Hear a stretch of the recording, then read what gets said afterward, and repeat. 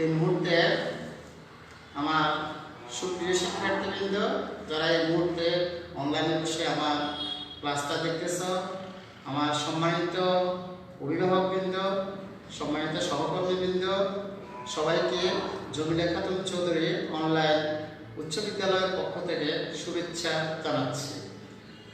আজকে আমি ষষ্ঠ এবং সপ্তম শ্রেণীর শিক্ষার্থীদের জন্য একটা ইংরেজি সেকেন্ড ফর্মের একটা ক্লাস নিয়ে এসেছি। আর আজকে ক্লাসটার টপিক হলো right form of birth. Right form of birth. আজকে আমি ষষ্ঠ এবং সপ্তম শ্রেণীর শিক্ষার্থীদের জন্য রাইট ফর্ম অফ ভার্বের কিছু বেসিক নিয়ম নিয়ে আলোচনা করব। সুপ্রিয় শিক্ষার্থী, তোমরা যারা রাইট ফর্ম ভার্ব এখন করবা, আমি আজকে কয়েকটা রুল নিয়ে আলোচনা করব। তোমরা ইতিমধ্যে জানো রাইট ফর্ম ভার্ব করতে হলে তোমাদেরকে কিন্তু টেন্স কি কি বিষয়ে ভালোভাবে জানতে হবে। আমি আর একটু বলে দিচ্ছি। প্রথমে টেন্সটা তোমাদেরকে সবাই জানা আছে, মোটামুটি তোমরা জানো। 2 নাম্বার তোমাদেরকে ভার্ব চেঞ্জ।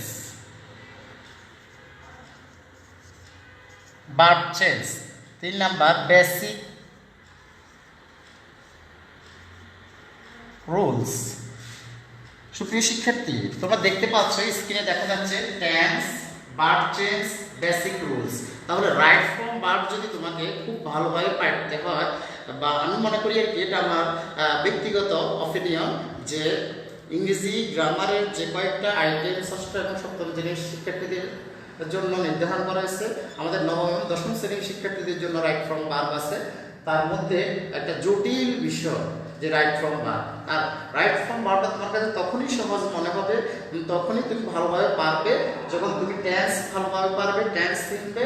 ভার্ব চেঞ্জ, আমি আমার ষষ্ঠ শ্রেণীর শিক্ষার্থী যখন আমাদের স্কুলে আসে, তখন আমি তোমাদেরকে অনেকগুলো ভার্ব চেঞ্জ, যেগুলোকে আমরা স্ট্রং বা উইক ভার্ব বলি, যেগুলো তোমাদেরকে অনেক শেখানো হয়েছে। আর তোমাদেরকে আমি সবসময় বলি এগুলো অনেক বেশি শিখতে হবে, ভার্ব চেঞ্জগুলো অনেক বেশি মনে রাখতে হবে। এরপরে বেসিক রুলস, এই যে রাইট ফর্ম ভার্বের কিছু বেসিক রুলস তোমাকে ভালোভাবে মুখস্থ করতে হবে। রুলগুলো পড়লে, টেন্স স্ট্রাকচারগুলো জানলে, ভার্ব চেঞ্জ শিখলে মোটামুটি তোমার কাছে রাইট ফর্ম ভার্বটা ইজি মনে হবে। তার সাথে তোমাদের কি করতে হবে? প্র্যাকটিস মোর অ্যান্ড মোর, বেশি বেশি প্র্যাকটিস করতে হবে। তো শিক্ষার্থী বন্ধুরা, চলো আমরা এখন কিছু নিয়ম নিয়ে আলোচনা করি। ঠিক আছে, আমি ওগুলো মুছে দিচ্ছি। প্রথম নিয়মটা তোমাদের সবাই জানা আছে রাইট ফর্ম ভার্বের, যে আমরা নিয়মটা আলোচনা করব। সেটা হলো, আমি পুরো রুলটা লিখতেছি না, মূল কথাটা লিখতেছি। দেখো তোমরা, থার্ড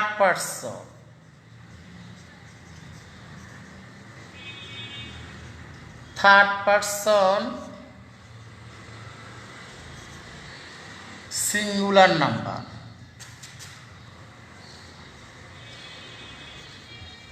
এই যে চারিদিকে একটু ফলো করতে হবে। আমি পুরো রুলটা লিখি নাই, তোমাদের কাছে এখানে সংক্ষেপে লিখলাম। 1 নাম্বার রুল নিয়ে আলোচনা করব। সাবজেক্ট যদি থার্ড পারসন সিঙ্গুলার নাম্বার হয়, এই যে থার্ড পারসন, তারপরে কি হয়? সিঙ্গুলার নাম্বার হয়। 1 নাম্বার রুলটা, সাবজেক্ট যদি থার্ড পারসন সিঙ্গুলার নাম্বার হয়, তবে মূল ভার্বের শেষে এস বাই এস যোগ হবে। মূল ভার্বের শেষে কি হবে? এস বাই এস যোগ হবে। এখন থার্ড পারসন কোনগুলো আমাদেরকে ইতিমধ্যে জানতে হবে। আর থার্ড পারসন বা ফার্স্ট পারসন বা সেকেন্ড পারসন আমি তোমাদেরকে ইতিমধ্যে পড়াইছি, তোমরা জানো। আবারও বলে দিচ্ছি, first person I, you, me, my, mine. Second person you, yourself. Third person he, she, it, they. এখন তোমার রুলে কি করছে?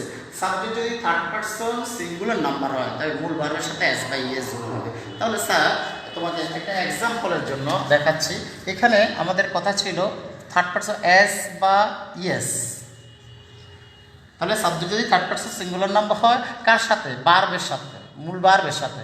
ভার্বের সাথে কি হবে? এস বা ইয়েস। তাহলে আমি তোমাদেরকে কয়েকটা উদাহরণ দেখাচ্ছি। সাবজেক্ট যদি থার্ড পারসন সিঙ্গুলার নাম্বার হয়, তাহলে 1 নাম্বার উদাহরণ, হি, বক্সে আমি যদি দিই টিচ আস ইংলিশ। হি টিচার্স ইংলিশ। আরেকটা যদি আমি এক্সাম্পল দিই তোমাদেরকে, দি কাউ বক্সে আমি যদি বারটা দিই গিভ মিল্ক। সুপ্রিয় শিক্ষার্থী, আমি এখানে দুইটা উদাহরণ দিলাম, তোমরা একটু লক্ষ্য করো। এই যে রুলটা ছিল সাবজেক্ট যদি থার্ড পারসন সিঙ্গুলার নাম্বার হয় বার হবে শেষে এস বাই এস যোগ হবে। একটু তোমরা লক্ষ্য করো, এখানে সাবজেক্ট কি হি, এখানে সাবজেক্ট কি দি কাউ। প্রথম সেন্টেন্সটার মধ্যে সাবজেক্ট ছিল হি, তারপর দ্বিতীয় সেন্টেন্সে দি কাউ। তাহলে হিটা কোন পারসন? Third person. তাহলে থার্ড পারসন মূল বার হবে শেষে। এই যে আমি এখানে বলছি বার হবে শেষে এস বাই এস, তাহলে বার কোনটা? টিচ। বার কোনটা? টিচ। তাহলে আমাদের কি হবে? আনসার হবে টিচেস। তাহলে আমি আনসারটা এভাবে লিখে দেখাচ্ছি, he teaches, he teaches us English. তাহলে তুমি দেখতে পাচ্ছ এই টিচের সাথে কি হলো? এস বা এস যুক্ত হলো, এস যুক্ত হলো। তাহলে হি টিচেস আস ইংলিশ, প্রথমটা হয়ে যাবে। নাম্বার 2, দ্বিতীয়টা একটু লক্ষ্য করো, the cow give us milk. তাহলে দি কাউটা কোন পারসন? Third person. তাহলে বার কোনটা? গিভ। তাহলে গিভের সাথে এস যোগ হবে, তাহলে আনসার হবে দি কাউ গিভস। গিভের সাথে এস হবে, gives us milk, the cow gives us milk. তাহলে এই যে একটু লক্ষ্য করো, গিভের সাথে কি হলো? এস বা ইয়েস হলো। তাহলে আমাদের রুল কি ছিল? থার্ড সাবজেক্ট যদি থার্ড পারসন সিঙ্গুলার নাম্বার হয় ভার্বের শেষে এস বা ইয়েস যোগ হবে। আমি দুইটা এক্সাম্পল দিলাম। আমি যদি আরেকটা এক্সাম্পল তোমাদেরকে দেখাই, তোমরা একটু লক্ষ্য করো। আমি লিখলাম দে প্লে, বক্সে দিলাম play cricket, they play cricket. শিক্ষার্থী বন্ধুরা, তোমরা একটু লক্ষ্য করো তো, এখানে সাবজেক্ট দে, এখানে সাবজেক্ট দে, এখানে বার বলে প্লে। এখন দেটা কি থার্ড পারসন সিঙ্গুলার না প্লুরাল? দে থার্ড পারসন, ঠিক আছে, কিন্তু দেটা থার্ড পারসন প্লুরাল। সো এখানে এই যে প্লে দেখতে পাচ্ছ তোমরা, প্লের সাথে এস বা ইয়েস যোগ হবে না। তাহলে এখানে কি হবে? এখন আনসার হবে they play cricket, they play cricket. তাহলে স্যার তোমাদেরকে কি বুঝাতে চাচ্ছি? সাবজেক্ট শুধু থার্ড পারসন সিঙ্গুলার নাম্বার হলে এস বাই এস যোগ হবে, কিন্তু সাবজেক্ট যখন থার্ড পারসন প্লুরাল, এই যে এটা থার্ড পারসন ঠিক আছে কিন্তু প্লুরাল, সো তখন এস বাই এস যোগ হবে না। এটাই ছিল আমাদের 1 নাম্বার রুল। তাহলে তোমরা সবাই বুঝতে পারছো 1 নাম্বার রুলের আলোকে আমি কয়েকটা উদাহরণ দিলাম। এবার আমি 1 নাম্বার রুলটা মুছে দিচ্ছি, এখন আমি নেক্সট রুলে চলে যাব।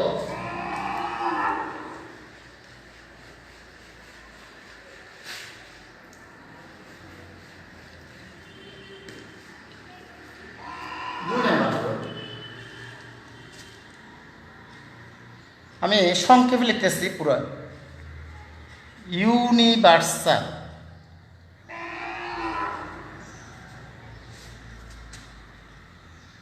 Universal truth, habitual, habitual fact, habitual, HABIT, habitual fact, universal truth এবং এই যে ইউনিভার্সাল ট্রুথ আর হ্যাবিচুয়াল ফ্যাক্ট যদি হয় তাহলে কোন টেন্স হবে?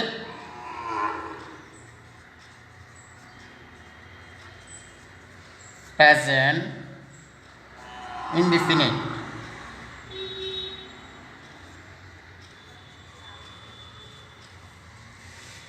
কোনো সেন্টেন্স দ্বারা যদি ইউনিভার্সাল ট্রুথ, ইউনিভার্সাল ট্রুথের অর্থ হলো কি? চিরন্তন সত্য, চিরন্তন সত্য। আর হ্যাবিচুয়াল ফ্যাক্ট অভ্যাসগত কর্ম,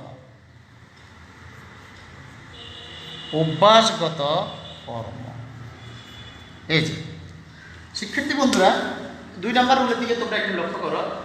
সেন্টেন্সের মধ্যে যদি কোনো সেন্টেন্স দ্বারা ইউনিভার্সাল ট্রুথ মানে কি? চিরন্তন সত্য, আর হ্যাবিচুয়াল ফ্যাক্ট কি? অভ্যাসগত সত্য যদি কোনো সেন্টেন্স দ্বারা বোঝায়, তাহলে সবসময় কি হবে? Present indefinite tense. কি হবে? Present indefinite tense. তাহলে আমি এখন একটা বা দুইটা উদাহরণ তোমাদের দিচ্ছি। নাম্বার 1,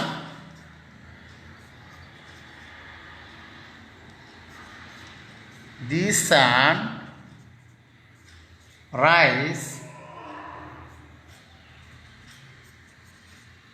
east, তারপরে the moon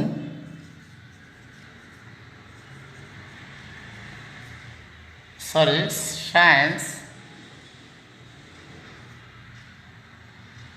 at night. শিক্ষার্থী বন্ধুরা, তোমার দুইটা সেন্টেন্স দেখা যাচ্ছে। The sun rise in the east, সূর্য পূর্ব দিকে উদিত হয়। তাহলে এটা কি চিরন্তন সত্য। তাহলে চিরন্তন সত্য আমরা কি লিখবো? The sun rises in the east. Number 2, the moon shine at night, চাঁদ রাতে কিরণ দেয়, তাও চিরন্তন সত্য। তাহলে আনসার কি হবে? দি moon shines at night, the moon shines at night. তাহলে তোমরা দেখতে পাচ্ছ আমরা উপরে দুইটা যে সেন্টেন্স লিখলাম, একটা ইউনিভার্সাল ট্রুথ এবং হ্যাবিচুয়াল ফ্যাক্ট, এই দুইটা যদি কোনো সেন্টেন্সের মধ্যে থাকে চিরন্তন সত্য এবং অভ্যাসগত কর্ম বোঝে তাহলে প্রেজেন্ট ডিফিনিট টেন্স হবে। আমি দুটো উদাহরণ দিলাম, the sun rise in the east, answer হবে the sun rises in the east. আমি দিলাম the moon shines at night, তাহলে the moon shines at night, চাঁদ রাতে কিরণ দেয়, সূর্য পূর্ব দিকে উদিত হয়, চাঁদ রাতে কিরণ দেয়, এগুলো অবশ্যই চিরন্তন সত্য, এগুলো প্রেজেন্ট ডিফিনিট টেন্স হবে। শিক্ষার্থী বন্ধুরা, আমরা 2 নম্বর রুলে আলোচনা করলাম। এবার আমরা 3 নম্বর রুলে চলে যাচ্ছি। আমি 3 নম্বর রুল নিয়ে আলোচনা করব এখন। সেন্টেন্সের মধ্যে যদি normally, everyday,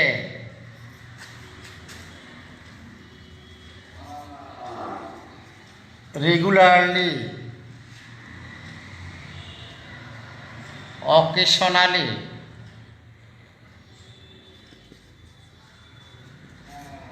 normally, everyday, regularly, occasionally,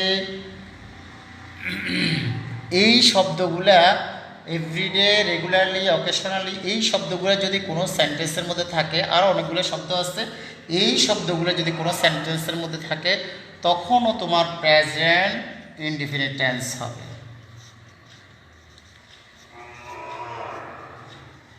tense হবে। আমি পুরো রুলটা লিখলাম, আমি সংক্ষেপে শুধু একটু আলোচনা করতেছি। এখানে দেখো, লক্ষ্য করো, কিছু শব্দ নর্মালি, তারপরে এভরিডে, তারপর রেগুলারলি, তারপরে কি অকেশনালি, এই যে শব্দগুলো তোমরা দেখতে পাচ্ছ, এই শব্দগুলো যদি আমরা কোনো সেন্টেন্সের মধ্যে পাই তখন কী হবে? আমাদের প্রেজেন্ট ইনডিফিনিট টেন্স হবে। প্রেজেন্ট ইনডিফিনিট টেন্সের আলোকে আমাকে কাজ করতে হবে। ঠিক আছে, আমরা 4 নম্বর রুলে চলে যাচ্ছি। আমাদের অতীত নির্দেশক শব্দ, yesterday, long ago, yesterday, long ago, since, once upon a time, এই শব্দগুলো যদি কোনো সেন্টেন্সের মধ্যে থাকে তখন হবে ফার্স্ট ইনডিফিনিট টেন্স। শিক্ষার্থী বন্ধুরা, তোমরা দেখতে পাচ্ছ আমি 4 নম্বর রুল নিয়ে আলোচনা করলাম। কি এখানে দেখো, yesterday, long ago, since, once upon a time, আরও কিছু শব্দ আছে। এই শব্দগুলো যদি কোনো সেন্টেন্সের মধ্যে থাকে তাহলে কি হবে? ফার্স্ট ইনডিফিনিট টেন্স হবে। কোন টেন্স হবে? First indefinite. তাহলে ফার্স্ট ইনডিফিনিট টেন্স এর স্ট্রাকচার কি? সাবজেক্ট যোগ মূল ভার্বের কি ফার্স্ট ফর্ম, সাবজেক্ট যোগ মূল ভার্বের ফার্স্ট ফর্ম। আমি আরেকটু রুল লেখাচ্ছি, তোমরা একটু লক্ষ্য করো। 5 নাম্বার রুলটা, জাস্ট, অলরেডি,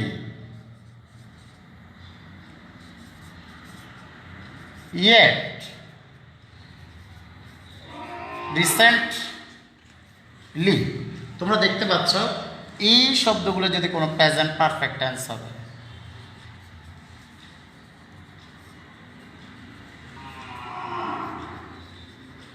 এই শিক্ষার্থী বন্ধুরা, তোমরা একটু দেখো, কমন রুল এগুলো সবসময় পরীক্ষায় আসে বা এগুলো থেকে আসে।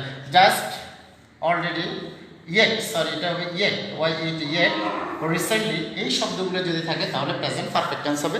আর প্রেজেন্ট পারফেক্ট টেন্সের স্ট্রাকচারটা কি? প্রেজেন্ট পারফেক্ট টেন্স হলো সাবজেক্ট যোগ হ্যাভ বা হ্যাজ মূল ভার্বের ফার্স্ট পারসন। বুঝতে পারছো? এবার আমরা আরেকটা রুল, 6টা রুল নিয়ে আলোচনা। যদি সেন্টেন্সের মধ্যে নাও অ্যাট দিস মোমেন্ট,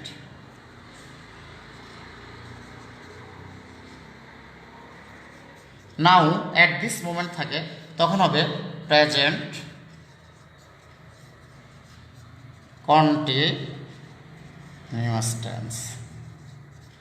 শিক্ষার্থী বন্ধুরা তোমরা একটু মনোযোগ দিয়ে দেখো, সেন্টেন্সের মধ্যে যদি আমি নাও অ্যাট দিস মোমেন্ট থাকে তাহলে প্রেজেন্ট কন্টিনিউয়াস টেন্স হবে। তাহলে প্রেজেন্ট কন্টিনিউয়াস টেন্সে স্ট্রাকচারটা কি? সাবজেক্ট যোগ ইজ এম আর মূল ভাবের সাথে আইএনজি। রাইট ফ্রম ভার্বে অনেক রুল আছে, যেটা অনেক আমাদেরকে মনে রাখতে হবে, অনেক শিখতে হবে। আমি আজকে শুধু ষষ্ঠ এবং সপ্তম শ্রেণীর শিক্ষার্থীদের জন্য 6টা রুল নিয়ে আমি এখন আলোচনা করলাম। 1 নম্বর রুলটা ছিল সাবজেক্ট যদি থার্ড পারসন সিঙ্গুলার নাম্বার হয় মূল ভাষা এস বাই এস হবে। নাম্বার 2 রুল ছিল চিরন্তন সত্য অভ্যাসগত শর্ত বলে প্রেজেন্ট ইনডিফিনিট টেন্স হবে। Number 3 normally, everyday, regularly, occasionally থাকলে প্রেজেন্ট ইনডিফিনিট টেন্স হবে। Number 4 yesterday, long ago, since, once after time এই শব্দগুলো থাকলে ফার্স্ট ইনডিফিনিট টেন্স হবে। Number 5 just, already, yet, recently থাকলে প্রেজেন্ট পারফেক্ট টেন্স হবে। Number 6 now at this moment এগুলো থাকলে প্রেজেন্ট কন্টিনিউয়াস টেন্স হবে। আজকে আমি তোমাদের সাথে এই 6টা রুল নিয়ে আলোচনা করলাম। এই 6টা রুলের আলোকে এখন আমি তোমাদের কিছু এক্সারসাইজ করাবো। তাই শিক্ষার্থী বন্ধুরা আমরা অন্য বোর্ডে চলে যাচ্ছি। আমি এই 6টা রুলের আলোকে তোমরা এখন দেখতে পাচ্ছ, এখানে আমার কিছু এক্সাম্পল লেখা আছে, আমি তোমাদেরকে এগুলো এখন একটু পড়িয়ে দেওয়ার চেষ্টা করবো। নাম্বার 1 আমি পড়েছি, Ashraf come of a noble family. Ashraf come of a noble family. Number 2 he go to school regularly. হ্যাঁ। Number 3 I not take exercise regularly. Number 4 the sun set in the west. Number 5 everybody fear death. Number 6 they play cricket now. Number 7 they already passed the examination. Number 8 we just reached the college. Number 9 he left the room 10 minutes ago. Number 10 I visited the zoo last week. শিক্ষার্থী বন্ধুরা এখন এই 10টা রুলের আলোকে আমরা এই 10টা example আমি 6টা রুলের আলোকে করব। তো তোমরা একটু লক্ষ্য করো, প্রথমটা আশরাফ থার্ড পারসন যে কোনো ছেলের নাম, তাহলে সাবজেক্ট যদি থার্ড পারসন ভার্বের সাথে এস বাই এস হবে, তাহলে এইটার আনসার কি হবে? কামস। এই যে তোমাদের কামের সাথে কি হবে? কামস। কেন? ওই আশরাফ থার্ড পারসন, এই আশরাফটা third person singular number, so answer হচ্ছে কি হবে? Comes. Number 2 he go to school regularly. যদি সেন্টেন্সের মধ্যে কিছুক্ষণ আগে বলছি আমি রেগুলারলি, এভরিডে, অকেশনালি থাকে তাহলে প্রেজেন্ট ইনডিফিনিট টেন্স হবে। সো এখানে গো ছিল থার্ড পারসন সিঙ্গুলার নাম্বার, তাহলে এখানে হবে কি হবে? আনসার হবে গোজ। আনসার হবে কি? Goes. Number 3 I not take, not মানে নেগেটিভ, রেগুলারলি। আবারও স্যার বলছিলাম রেগুলারলি শব্দ থাকলে প্রেজেন্ট ইনডিফিনিট, যেহেতু এখানে নট টেক আছে সো এখানে প্রেজেন্ট ইনডিফিনিট টেন্সের নেগেটিভ, তাইলে হবে ডু নট। আনসারটা হবে do not take, do not take. তাহলে I do not take exercise regularly. Number 4 the sun sets in the west. সূর্য পশ্চিম দিকে অস্ত যায়, চিরন্তন সত্য, তাহলে সেটস এর আনসার হবে সেটস, SETS, সেটস। তারপরে 5 নম্বর এভরিবডি ফিয়ার ডেথ। হ্যাঁ, ইউনিভার্সাল ট্রুথ, চিরন্তন সত্য, সবাই মৃত্যুকে ভয় পায়, তাহলে এভরিবডি ফিয়ার কি হবে? ফিয়ার্স। এই ফিয়ারটা কি হবে? Fears, fears. শিক্ষার্থী বন্ধুরা আমরা 6 নম্বরে চলে যাচ্ছি। They play cricket now. Sir কিছুক্ষণ আগে বলছি সেন্টেন্সের মধ্যে যদি নাও থাকে প্রেজেন্ট কন্টিনিউয়াস টেন্স, তাহলে প্রেজেন্ট কন্টিনিউয়াস টেন্সের স্ট্রাকচার হবে দের সাথে হবে আর, দে আর, প্লের সাথে হবে প্লেইং, দে আর প্লেইং, এই যে আনসার হয়ে গেল। তারপর নাম্বার 7 দে অলরেডি। স্যার কিছুক্ষণ আগে তোমাদেরকে বলছি অলরেডি, ইয়েট, রিসেন্টলি থাকলে প্রেজেন্ট পারফেক্ট টেন্স। কোন টেন্স হবে? Present perfect. তাহলে এখানে অলরেডি আছে, তাহলে আনসার হবে দে হ্যাভ অলরেডি। তাহলে এখানে শব্দটা এভাবে বসবে, হ্যাভ বসবে, তারপর অলরেডি মাঝখানে বসবে, দে হ্যাভ অলরেডি। তাহলে মূল ভার্বের first participle present perfect tense first, এই যে তাহলে দে হ্যাভ অলরেডি ফার্স্ট কোন tense? Present perfect tense already থাকার কারণে। তারপরে নাম্বার 8 কিছুক্ষণ আগে স্যার বলছে জাস্ট, জাস্ট নাও থাকলে প্রেজেন্ট পারফেক্ট টেন্স, তাহলে এখানে একই অবস্থা, we have just, we have just reached, reached, তাহলে have reached present perfect tense, এই যে রিস্টের ফার্স্ট ফর্ম হলো রিস্ট। তারপর আমরা 9 নম্বরে আমরা একেবারে শেষ পর্যন্ত চলে এসেছি ক্লাসে। He leave the room 10 minutes ago। Sir বলছিলাম অতীত নির্দেশক শব্দ থাকলে ফার্স্ট ইন্ডিফিনিট, তাহলে লিভের ফার্স্ট ফর্ম আমরা এই যে লিভ করলাম, লিভের ফার্স্ট ফর্ম কি হবে? Left, LEFT। শিক্ষার্থী বন্ধুরা তাহলে ফার্স্ট লিভের ফার্স্ট ফর্ম কি? লেফট। তাহলে এরপরে তোমরা দেখো লাস্ট উইক, তাও আগে ভিজিটের ফার্স্ট ফর্ম হবে ভিজিট, ফার্স্ট ইন্ডিফিনিট টেন্স, ভিজিটের ফার্স্ট ফর্ম হবে ভিজিটেড।